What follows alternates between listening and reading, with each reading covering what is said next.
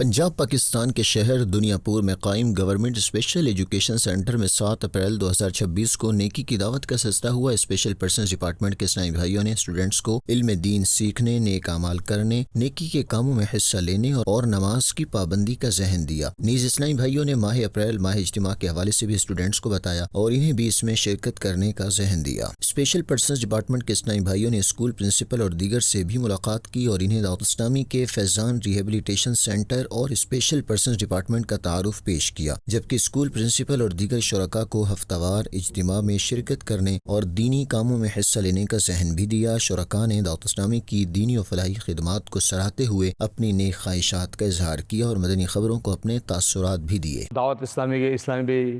یہاں تشریف لائے، انہوں نے ہمیں ہفتہ وار اجتماع کی دعوت دی۔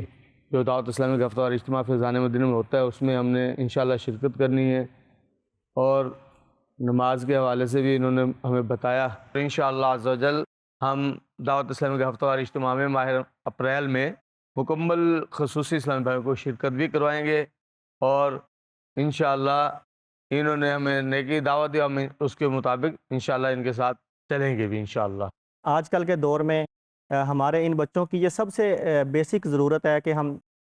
دنیاوی تعلیم کے ساتھ ساتھ ان کو دینی تعلیم بھی دیں، اور اس میں دعوت اسلامی کا اسپیشلی بہت